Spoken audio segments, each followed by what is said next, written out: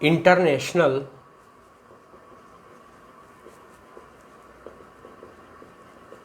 System of units. Student, मैंने आपको system of units क्या होता है वो मैंने आपको समझाया, ठीक है।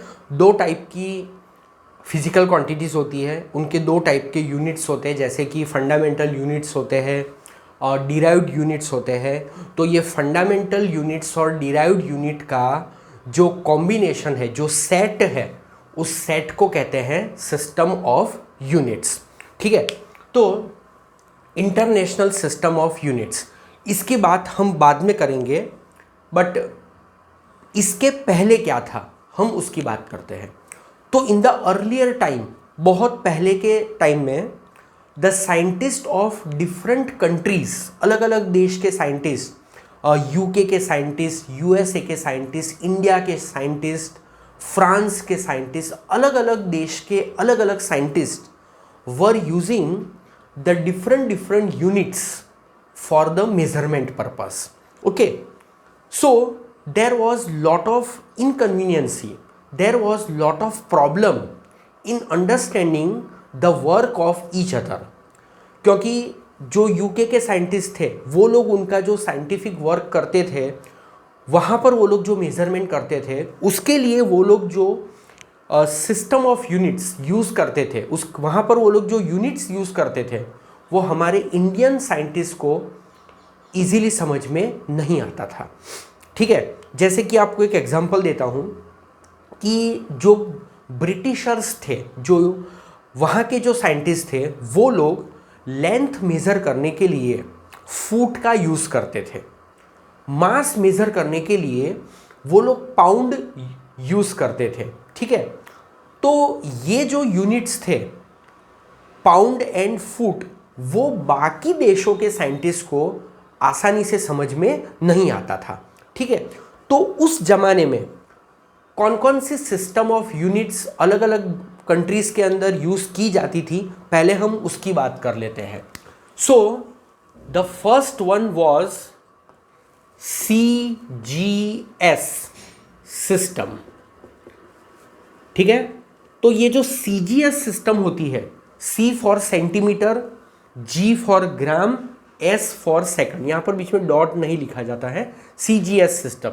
So it is centimetre, gram, second, centimetre, gram, second system, ठीक है। तो ये जो CGS सिस्टम होती है उसमें unit of length is taken as centimetre, unit of mass is taken as gram, unit of time is taken as second. उसके बाद एक दूसरी सिस्टम थी which was known as MKS system. So in this MKS system, it is meter, kilogram, second. In the MKS system, unit of length was meter, unit of mass was kilogram and the unit of time was second, ठीक है। उसके बाद एक और system थी जिस system को कहते हैं FPS सिस्टम, और इसी सिस्टम को ब्रिटिश सिस्टम भी कहते हैं because it was use by the Britishers. अंग्रेज लोग ये सिस्टम को यूज करते हैं, ब्रिटिश सिस्टम। तो ये जो FPS सिस्टम होती है वो क्या होती है? तो FPS सिस्टम होती है foot, pound, second system. In FPS system unit of length was foot. Foot मतलब एक्चुअली ये कहाँ से आया? हम जब चलते हैं तो हमारे दो पाँव के बीच का जो डिस्टेंस होता है चलते टाइम, उसको वो लोग फुट करते थे, ठीक है। तो इसके वजह से बहुत प्रॉब्लम आती है, क्योंकि अगर कोई इंसान चलता है तो हर इंसान के दो पाँव के बीच का उसके जो दो स्ट्रैंड्स होते हैं, ओके, उसके जो दो पाँव जो ज़मीन पर गिरते हैं उनके बीच का जो डिस्टेंस होता है वो तो सबके लिए सेम होता नहीं है ना, सबका अलग अलग होता है। तो यहाँ पर ये प्रॉब्लम आने लगी, लोगों को ये समझ में नहीं आने लगा। पाउंड जो था वो भी लोगों को समझ में नहीं आता था, ठीक है, सेकंड के बारे में कोई कंफ्यूजन नहीं था। So this was the foot pound second system, ठीक है। फिर हुआ क्या कि बहुत सारे प्रॉब्लम्स होते थे, अलग अलग देश के साइंटिस्ट को दूसरे देशों के जो साइंटिस्ट थे उनके स्टडीज़ को समझने में ये डिफरेंट डिफरेंट यूनिट्स के वजह से बहुत ही प्रॉब्लम आता था। मैं स्टूडेंट आपके सामने एक इंसिडेंट डिस्क्राइब करता हूँ जो कि कुछ साल पहले हमारे इंडिया में हुआ था। इंडिया में दिल्ली के पास एयरपोर्ट के पास दो प्लेन के बीच में क्रैश हो गया, ठीक है, दो एरोप्लेन के बीच में क्रैश हो गया। One aircraft was our Indian Airlines and the second aircraft was of some airlines of Arab countries, ठीक है। दो एरोप्लेन के बीच में क्रैश हो गया। तो आप जानते हो ये क्रैश होने के पीछे, दो एरोप्लेन के एक दूसरे से टकराने के पीछे क्या रीज़न था? The reason was the problem in understanding the measurement, ठीक है। जो ATC था, न्यू दिल्ली का जो एयरपोर्ट है वहाँ का जो ATC था, एयर ट्रैफिक कंट्रोलर, उसने वहाँ के मतलब जो अरब कंट्रीज़ का जो पायलट था, ठीक है, उसको जो गाइड किया कि आपको अपने एयरक्राफ्ट को इस हाइट पर से आपको लैंड करवाना है, पहले आप इस हाइट पर आ जाओ और फिर वहाँ से आप लैंड कर सकते हो। तो हमने मतलब हमारे जो इंडियन ट्रैफिक कंट्रोलर ने जो गाइड किया कि कौन सी हाइट पर एयरक्राफ्ट को मतलब उसको पहले लेके आना है, that height was mention in the unit of some unit, for an example metre, उसने मीटर में समझाया, ठीक है। और जो दूसरे कंट्री का जो पायलट था उसको वो यूनिट प्रॉपरली समझ में नहीं आता था, उसको किसी और यूनिट में डिस्टेंस समझ में आता था, ठीक है। जैसे कि उसको उन लोगों को माइल्स जो यूनिट है, माइल्स है, ठीक है, वो यूनिट फुट, इस तरह के यूनिट उनको इजीली समझ में आते थे। तो there was a misunderstanding between the two person because of the different units mention by them. एक को मीटर अच्छे से समझ में आता था, एक को मीटर समझ में नहीं आता था, उसको दूसरा कोई यूनिट अच्छे से समझ में आता था, और उसके वजह से कंफ्यूजन हो गया और फिर दो प्लेन के बीच में क्रैश हो गया, ठीक है। सो ऐसे भी बहुत सारे प्रॉब्लम्स उस जमाने में आते थे, ठीक है। तो ये सब प्रॉब्लम को सॉल्व करने के लिए जो अलग अलग देश के साइंटिस्ट थे उनकी एक कॉन्फ्रेंस हुई थी इन 1971। पेरिस के पास, फ्रांस में पेरिस के पास एक जगह थी सेवरस, तो वहाँ पर एक कॉन्फ्रेंस हुई। The name of that conference was international conference on weights and measures. तो उस कॉन्फ्रेंस में अलग अलग देश के रिप्रेजेंटेटिव्स आए, इंडिया से आए, फ्रांस से आए, जितने भी देश थे जहाँ पर साइंटिफिक स्टडीज़ होता था, ठीक है, और भी दूसरे जो अलग अलग टाइप के स्टडीज़ होते थे, वहाँ से अलग अलग रिप्रेजेंटेटिव्स आए and they decided that these are the units of a physical quantities. They accepted, they agreed over the certain units for the commercial purpose, for the technological purpose, for the scientific purpose, for the industrial purpose. वो लोगों ने decide किया कि अगर इस quantity का measurement करना है तो वो क्वांटिटी इसी यूनिट में मेजर होगी। दे डिसाइडेड कि लेंथ अगर मेजर करनी है तो everywhere the length will be measure in the metre only, length will not be measure in the foot, ठीक है। If mass is to be measured then the mass will be measured in the kilogram. If time is to be measured then time second में measure होना चाहिए, इस तरह से। तो उन लोगों ने उस कॉन्फ्रेंस में डिसाइड किया कि this physical quantities will be measured in this units.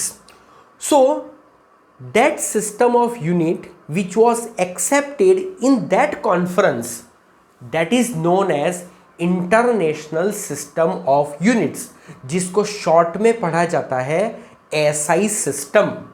So now we will talk about SI. SI मतलब ये एक फ्रेंच वर्ड है, क्योंकि वो कॉन्फ्रेंस कहाँ हुई थी, फ्रांस में हुई थी ना।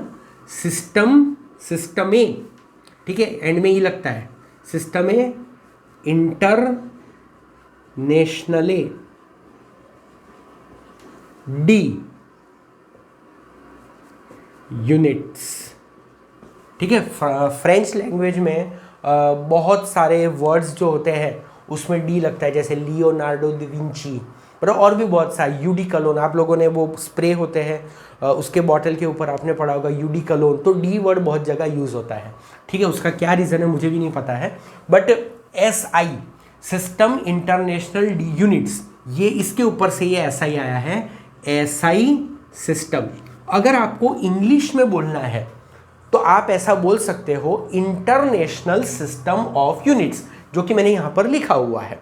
ओके, तो ये जो कॉन्फ्रेंस हुई थी उसमें उन लोगों ने 7 फिजिकल क्वांटिटीज को as a fundamental physical quantities accept किया, उनके यूनिट्स और उनके सिंबल्स क्या होंगे वो भी उन लोगों ने डिसाइड कर लिया, और सभी को बोल दिया।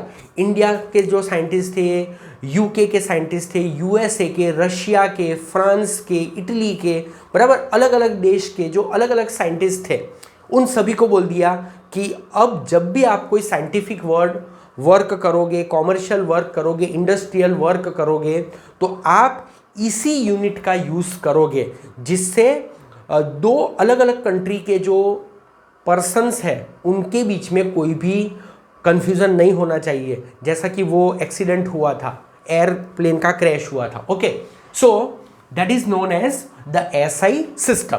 तो ये जो एसआई सिस्टम है उसमें total 7 physical quantities are there which are accepted as a fundamental physical quantities. Okay, so मैं आपको वो लिस्ट यहां पर लिख के समझाता हूं। Serial number, name of base मतलब fundamental quantity, unit and symbol. अगर आपके पास स्टूडेंट टेक्स्ट बुक होगी तो उसमें लास्ट कॉलम में डेफिनेशन का भी एक लास्ट कॉलम है डेफिनेशन की, बट वो डेफिनेशन हमको समझने की ज़रूरत नहीं है, ठीक है। इस चैप्टर में, आगे के कोई चैप्टर में जब उसका वहाँ पर मेंशन होगा तो वहाँ पर हम उसको समझ लेंगे, ठीक है। तो यहाँ पर फर्स्ट फिजिकल क्वांटिटी है, name of first physical quantity of the SI system is length. आप उसको लेंथ भी बोल सकते हो, आप उसको डिस्टेंस भी बोल सकते हो। So name of quantity is length which is represented by the symbol small l. Okay, so length also known as a distance, ठीक है, उसका सिंबल है स्मॉल l, स्मॉल d भी लिख सकते हो। इसका यूनिट है मीटर, और मीटर का सिंबल है स्मॉल m। आप कैपिटल M नहीं लिख सकते हो, आप अपने हिसाब से आपको जो अच्छा लगे वो सिंबल भी नहीं यूज़ कर सकते हो, नहीं तो फिर वही प्रॉब्लम होगा कि अगर किसी ने मीटर के प्लेस पर अगर स्मॉल m के प्लेस पर अगर स्मॉल n लिख दिया तो फिर दूसरे देश के साइंटिस्ट को फिर कन्फ्यूज़न हो जाएगा, ठीक है। तो ये सब उन लोगों ने एक्सेप्ट किया था। Length, next fundamental physical quantity in the SI system is mass. Mass का सिंबल है स्मॉल m, ठीक है। Unit of mass is kilogram. Symbol for kilogram was small kg, capital kg नहीं लिखा जाता है। Number 3, time. Symbol for time is small t, capital T कुछ भी लिख सकते हैं। टाइम का यूनिट है second, symbol for second is small s। Number 4, electric current, current जिसको आप सिंपली करंट भी बोल सकते हो, तो करंट का सिंबल है कैपिटल आई, स्मॉल आई भी लिखा जाता है, ठीक है। करंट आई, उसका यूनिट है एम्पियर। आप देखो स्टूडेंट, मैंने एम्पियर कैसे लिखा हुआ है, स्मॉल AMPERE, ठीक है, ऐसे ही लिखा जाता है उसको, कैपिटल ए। मतलब आपको एक मैं बात बताऊं कि जो स्मॉल में लिखा है ना उसको स्मॉल ही लिखा जाता है। जैसे आप अगर किलोग्राम लिखोगे एज अ यूनिट, वैसे तो आप किलोग्राम अगर कहीं पर भी लिखोगे तो कैपिटल KILOGRAM लिख सकते हैं, बट अगर आप एज अ यूनिट लिखोगे तो फिर आपको किलोग्राम को ऐसे ही लिखना है, स्मॉल में ही लिखना है, ये स्मॉल, ये स्मॉल, ये पूरा स्मॉल, ये पूरा स्मॉल। और एम्पियर का जो सिंबल होता है वो हमेशा कैपिटल ए होता है, फिर आप उसको स्मॉल ए नहीं लिख सकते हो। ये सब रूल्स है जो उन लोगों ने एक्सेप्ट किए थे ताकि कंफ्यूजन ना हो जाए। Next number 5 is thermodynamic temperature, thermodynamic temperature जिसको आप सिंपली टेम्परेचर भी बोल सकते हो। तो टेम्परेचर का सिंबल होता है कैपिटल T। थीटा भी यूज होता है, बराबर, थीटा एंगल के लिए भी यूज होता है और टेम्परेचर के लिए भी थीटा यूज होता है, ठीक है। बट अभी आप लोग इतना मानो कि temperature is denoted by capital T। Temperature का सिंबल होता है केल्विन, एक साइंटिस्ट थे लॉर्ड केल्विन, उनके नाम पर से है, और इसका जो सिंबल है दैट इज कैपिटल K। उसके बाद नंबर 6 है amount of substance, amount of substance जिसको आप क्वांटिटी ऑफ मैटर भी बोल सकते हो। अमाउंट ऑफ सब्सटेंस, अभी इसका जो सिंबल है वो है म्यू, जो रोमन अल्फ़ाबेट है, अल्फ़ा बीटा गामा डेल्टा, उसमें ये एक अल्फ़ाबेट है म्यू, ठीक है, MUE, म्यू। तो amount of substance is symbolised as mu, उसका यूनिट है MOLE, मोल, और उसका सिंबल है MOL। The 7th physical quantity of the SI system is luminous intensity, ठीक है, ल्यूमिनस इंटेंसिटी। ये ल्यूमिनस इंटेंसिटी मतलब कि जो लाइट होता है वो लाइट की इंटेंसिटी, ठीक है। जैसे कि कोई मोमबत्ती है, कैंडल है, तो कैंडल को जलाने से जो लाइट प्रोड्यूस होती है उसकी इंटेंसिटी, उसको बोलते हैं ल्यूमिनस इंटेंसिटी। आपको पता है वो एक इन्वर्टर आता है जिसकी एडवर्टाइजमेंट सचिन तेंदुलकर करता है, ल्यूमिनस इन्वर्टर। तो वो जो ल्यूमिनस वर्ड है ना वो भी यहीं से आया है, ल्यूमिनस इंटेंसिटी। तो ल्यूमिनस इंटेंसिटी का यूनिट होता है कैंडेला, स्मॉल में, कैंडल के ऊपर से, कैंडल लाइट, उसके ऊपर से ये आया है, और उसका सिंबल होता है स्मॉल में CD। So this are the 7 fundamental physical quantities which are accepted as fundamental physical quantities at the international level. Okay, please note down this is very important. Okay, अब हम बात करेंगे सप्लीमेंट्री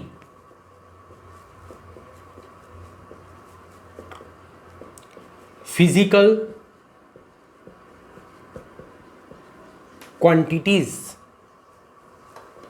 स्टूडेंट, स्कूल की exam में, board की 10th की exam में जब आपकी मेन आंसर बुक ख़त्म हो गई थी तब आपने क्या डिमांड किया था एग्ज़ामिनर से?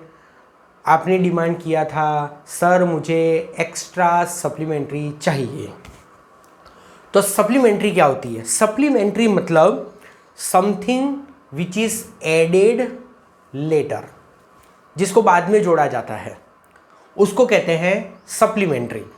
तो सप्लीमेंट्री फिजिकल क्वांटिटीज, तो वो जो 7 फिजिकल क्वांटिटीज थी उनको as a fundamental physical quantities accept कर लिया। उसके बाद फिजिक्स के फील्ड में और रिसर्च हुआ, कुछ साइंटिस्ट लोगों ने कुछ नई फिजिकल क्वांटिटीज़ ढूंढ निकाली और फिर वो जो न्यू फिजिकल क्वांटिटीज़ जो उन्होंने स्टडी की उसको उन लोगों ने 7 फिजिकल क्वांटिटीज़ में इंक्लूड नहीं किया, उसका उन लोगों ने एक अलग लिस्ट बनाया, that is known as supplementary physical quantities.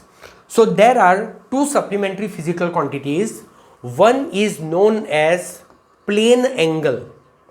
हम सॉरी प्लेन एंगल, हम इसके बारे में डिटेल में स्टडी करेंगे. प्लेन एंगल का जो सिंबल है वो है डी थीटा. देखो स्टूडेंट, कहीं कहीं पर डी थीटा लिया जाता है, कहीं कहीं पर थीटा भी लिया जाता है. ठीक है, तो आज तक आपने जो एंगल स्टडी किया है 10th स्टैंडर्ड में, आपने मैथमेटिक्स के अंदर ट्रिग्नोमेट्री के चैप्टर के अंदर जो एंगल आपने स्टडी किया है ये वही एंगल है, प्लेन एंगल. जो एंगल हम पेपर पर 2 लाइन के बीच में शो करते हैं that is the plane angle. ठीक है, उसको यहां पर डी थीटा से डिनोट किया है. सो प्लेन एंगल. ठीक है, अगर मैं सिंपल लैंग्वेज में अगर आपको ये समझाऊं कि प्लेन एंगल होता क्या है, तो एंगल इन 2 डायमेंशन, ये जो लिख रहा हूं ना मैं, ये सिर्फ समझने के लिए, आप इसको कहीं पर लिखना मत. Angle in 2 dimension is called plane angle. Okay, अब प्लेन एंगल एग्जैक्टली होता क्या है उसको समझते हैं. तो स्टूडेंट, यहां पर ये एक सर्कल है. ठीक है, this is the centre of that circle O. इस सर्कल के ऊपर मैं 2 पॉइंट्स कंसीडर करता हूं, point A and point B. तो ये जो AB है आपको जो दिख रहा है ये AB है. ये AB क्या है? It is a arc. AB क्या है? AB is an arc. ठीक है, join A with O, join B with O. सो यहां पर एक एंगल फॉर्म होगा और उस एंगल को कहते हैं प्लेन एंगल डी थीटा. और ये जो सर्कल है इस सर्कल का रेडियस है small r. Is that clear? Okay, तो प्लेन एंगल बेसिकली होता क्या है? तो देखो, plane angle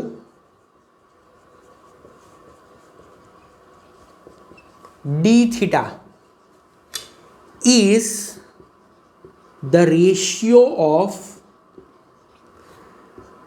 length of an arc, length of an arc,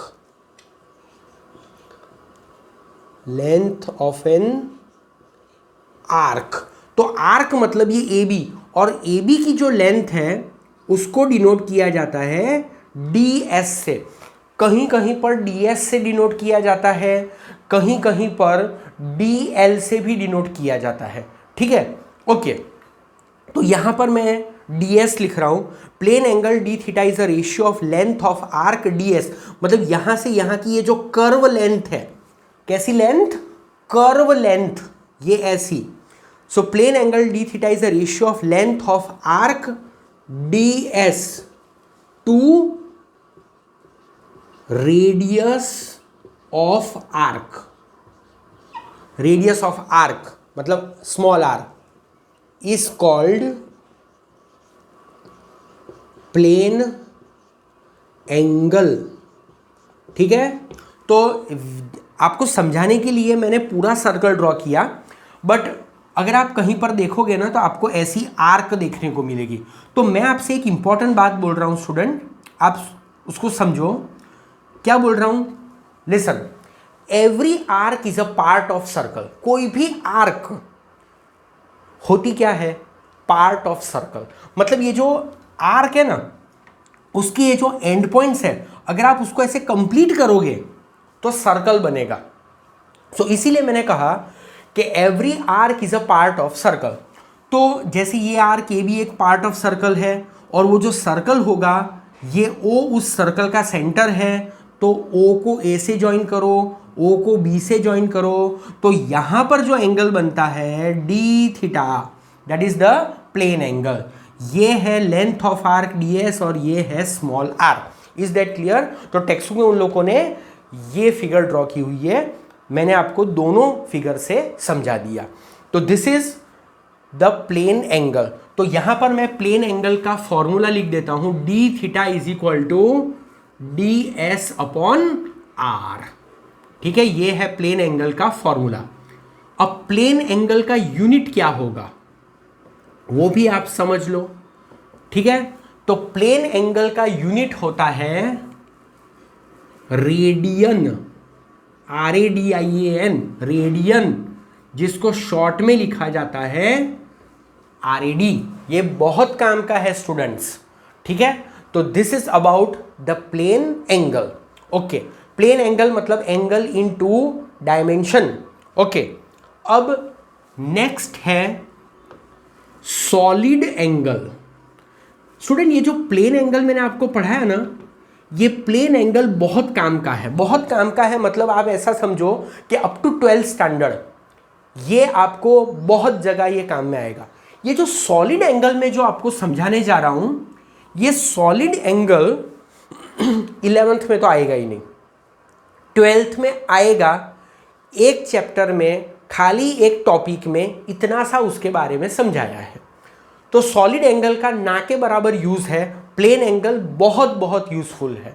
तो जो सॉलिड एंगल है, फिर भी उसको एक बार समझ लेते हैं। तो जो सॉलिड एंगल होता है उसका सिंबल कुछ इस तरह से होता है, डी ओमेगा। ठीक है, ओके। सो जैसे ये डी थीटा है वो डी ओमेगा है। तो सॉलिड एंगल मतलब क्या? Angle in 3 dimension, angle in 3 dimension. ये भी आपको लिखना नहीं है कहीं पर। Angle in 3D is called solid angle. ठीक है, अब सॉलिड एंगल बेसिकली होता क्या है तो समझते हैं।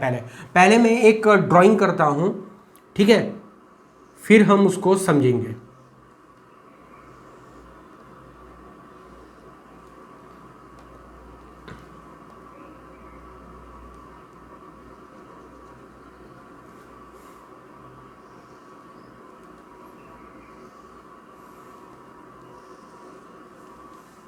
ओके स्टूडेंट, फिगर में आपको ये जो दिख रहा है, ये जिसको मैं अभी शेडिंग कर रहा हूं, ठीक है, ये क्या है? This is the surface element, this is the area element of a spherical surface. एक स्फेरिकल सरफेस है। क्या है? Spherical surface. उस स्फेरिकल सरफेस के ऊपर एक एलिमेंट मैंने लिया, उसका एक पार्ट लिया। वो जो पार्ट है, उस पार्ट के हर पॉइंट को सेंटर से ज्वाइन करो, स्फेरिकल सरफेस के सेंटर से ज्वाइन करो, तो जो एंगल फॉर्म होगा सेंटर पर, उस एंगल को कहते हैं सॉलिड एंगल। जैसे मैं आपको एक सिंपल एग्जांपल लेके समझाता हूं कि आप लोगों ने सबने फुटबॉल तो देखा ही होगा। तो फुटबॉल जो होता है ना, वो बेसिकली क्या होता है कि फुटबॉल एक रबर का बना होता है, रबर के छोटे छोटे पीसीस होते हैं, ठीक है, हेक्सागोनल शेप के, बराबर ना? आपने देखा होगा ना, इस टाइप के, ऐसे अलग अलग टाइप के ऐसे पीसीस होते हैं, हेक्सागोनल 6 साइड्स आर देयर, ठीक है। तो ऐसे छोटे छोटे पीसीस होते हैं और उनको ज्वाइन करके स्फेरिकल बॉडी बनती है। तो ऐसा एक पीस आप कंसीडर करो, ठीक है। वो पीस के जितने भी कॉर्नर्स हैं, उनको सेंटर से ज्वाइन करो। मतलब ऐसा इमेजिन करो कि इस कॉर्नर के हर पॉइंट से एक लाइन निकल रही है और सेंटर पर जाकर मिल रही है। तो वो सब लाइन के बीच में जो एंगल फॉर्म होगा, उस एंगल को कहेंगे एंगल इन 3 डायमेंशन, क्योंकि it is a spherical body ना। तो आई होप कि आपको समझ में आया होगा कि सॉलिड एंगल क्या होता है। सॉलिड एंगल मतलब एंगल इन 3 डायमेंशन। तो यहां पर ये जो शेडिंग वाला पोर्शन है, ये वाला पोर्शन, ठीक है, जिसका एरिया है DA। सो DA क्या है? DA is surface area. तो एक स्फेरिकल सरफेस है, वो स्फेरिकल सरफेस का एक एलिमेंट है, ठीक है, और वो एलिमेंट ऐसा कर्व है, it is not a flat, it is a curve. तो सेंटर पर जो एंगल फॉर्म होता है, यहां पर जो एंगल फॉर्म होता है, ठीक है, यहां पर जो एंगल फॉर्म होता है इस तरह से, इस एंगल को कहते हैं solid angle d omega. Is that clear? तो सॉलिड एंगल का एक फॉर्मूला मैं लिखता हूं, solid angle d omega is equal to area of surface element, area of surface element divide bye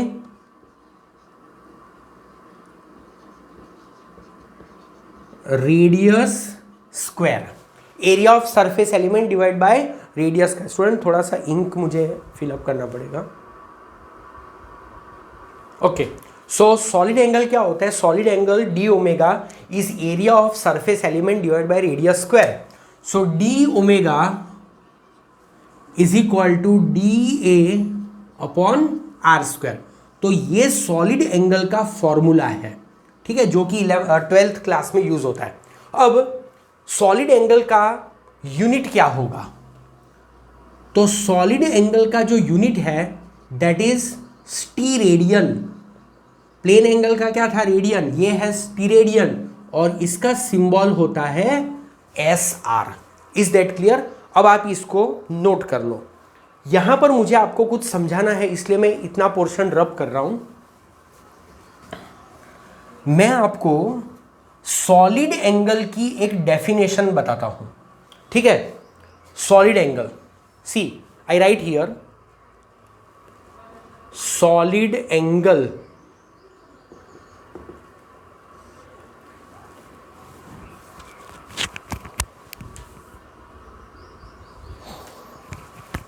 solid angle d omega is ratio of intercepted मतलब traced या form. Solid angle d omega is the ratio of intercepted area of spherical surface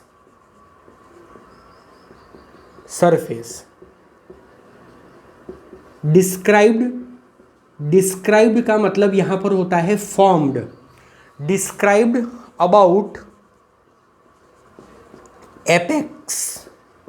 apex O as a centre. ये जो होता है ना ओ, उसको apex कहते हैं। Apex O as a centre to square of radius, ठीक है। क्या होता है solid angle? Solid angle d omega is a ratio of intercepted area of a spherical surface. ये जो है ये इंटरसेप्टेड एरिया है। Intercepted area of a spherical surface describe about O as a apex to the square of radius. तो ये solid angle की definition है। ये डेफिनेशन एग्जाम में नहीं आती है, ठीक है, बट फिर भी आप इस डेफिनेशन को याद रखो। तो स्टूडेंट आज जो मैंने आपको एक्सप्लेन किया है ये बहुत ही इम्पॉर्टेंट है, ठीक है। और जैसा मैंने चैप्टर 1 पढ़ाते टाइम कहा था कि ये चैप्टर नंबर 1 बहुत इंट्रोडक्शन चैप्टर है, उसका वेटेज बहुत कम है, बट आज से जो चैप्टर नंबर 2 शुरू हुआ है, ठीक है, आपका रियली में 11th NCERT फिजिक्स शुरू हो गया है। और अब आपको सभी लेक्चर्स को, सभी क्लासेस को बहुत ही ध्यान से अटेंड करना है, समझना है, ठीक है, क्योंकि फिजिक्स ऐसा सब्जेक्ट है कि अगर आप उसको रेगुलरली स्टडी नहीं करते हो, अगर आप उसको रेगुलरली नहीं समझते हो, कुछ स्किप कर देते हो, तो फिर एक टॉपिक के बाद जो नेक्स्ट टॉपिक आता है, उसके बाद जो नेक्स्ट एंड सो ऑन होता है, वो समझने में फिर बहुत प्रॉब्लम आता है। तो आपकी नई नई शुरुआत है, नई नई जर्नी है, 11th फिज़िक्स 12th फिज़िक्स आप आगे पढ़ने वाले हो, तो थोड़ा सा इंटरेस्ट रखो, रेगुलरली स्टडी करो, अच्छे से स्टडी करो, ठीक है, बहुत ध्यान से स्टडी करो। डाउट्स आए तो डाउट्स पूछो टीचर से, मुझसे पूछो, ठीक है, बट रेगुलरली स्टडी करोगे इंटरेस्ट लेकर, लिख लिख के, तो फिज़िक्स आपको कभी भी डिफ़िकल्ट नहीं लगेगा, ठीक है। Thank you.